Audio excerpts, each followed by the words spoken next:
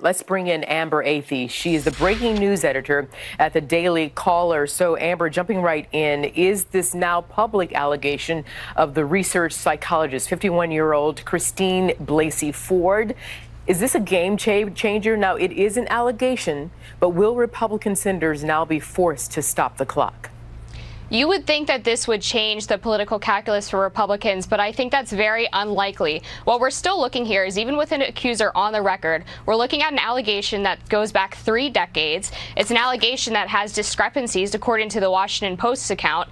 And Senator Feinstein, remember, sat on the allegation for 3 months during the nomination hearings, and also didn't tell other Senate Democrats about it. And when she sent the letter to the FBI, she retracted the accuser's name. So all of this points to a last-ditch effort to delay the hearing, but none of it points to anything being credible. Of course, Kavanaugh and Judge have both denied the accusations, so right now it's a he said, she said situation based on something that may or may not have happened when the parties involved were teenagers. Of course, Senator Feinstein said that she felt that it was Ms. Ford's decision to come forward, and of course this is all unfolding, and there are some reports out there that apparently after getting married, that Ms. Ford is on record with a psychologist or a psychiatrist having had repercussions, if you will, or, latent thoughts about what allegedly happened back in high school. Again, we don't know all the specifics. These are allegations, and late word from the White House right now. In fact,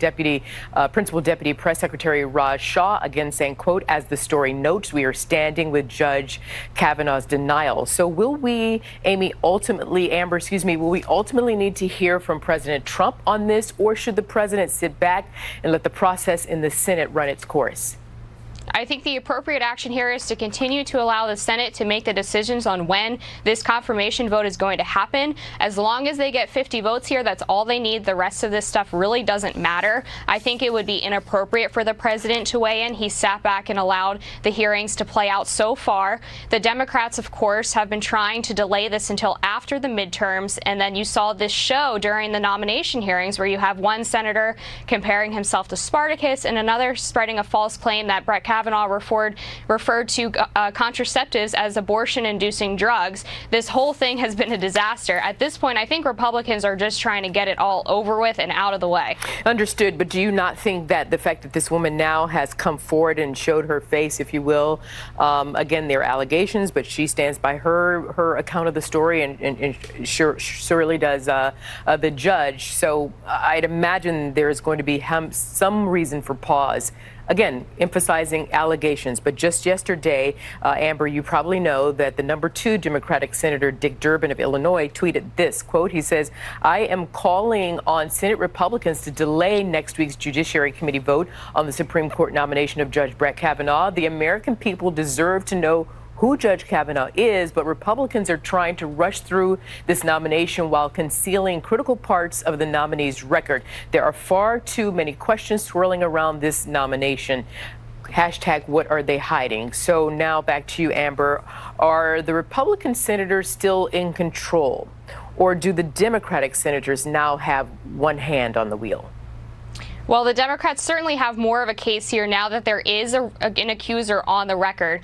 But of course, Republicans are still in control because they're the ones who have to have the votes to get Kavanaugh, and they're the ones who control the Senate. Right now, they're looking at 52 votes for Kavanaugh, provided that the 2 swing GOP senators, Collins and Murkowski, don't vote against him, but they're still looking at a relatively easy confirmation process. And it's important to note that Democrats have been trying to delay the hearing for weeks now, the confirmation vote for weeks now, because of documents that they say the Republicans have been withholding. It's important to note that there have been more documents produced for Kavanaugh than the past 5 Supreme Court justices combined.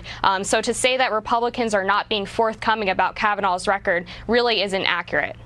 In what you're talking about, another part of Senator Durbin's tweet, he said that the Republicans are hiding documents for 35 months when he was a top advisor to President Bush and worked on controversial issues like abortion, torture, warrantless wiretapping, and banning same-sex marriage. And so that is what you're in part referring to.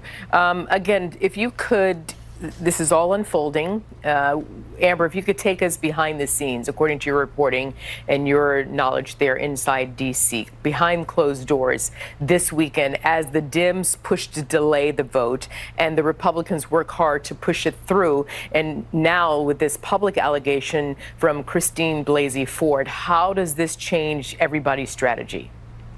I think the most important part of behind the door strategy is looking at if Democrats are going to coalesce around this on the record accuser. You'll note that after the contents of the letter first leaked and after Feinstein revealed that she had submitted it to authorities, a lot of Democrats were actually really reluctant to join that cause because they felt that the accusations really weren't credible, and also they disagreed with the way that their colleague had handled them. The interesting thing going forward is to see if Democrats can strike a united force behind this accuser and use it as a real reason to delay the hearing.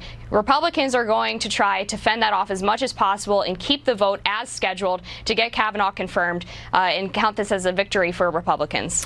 Amber Athey, breaking news editor of the Daily Caller. Thank you, and we leave it there. Thank you. Thanks, Amber.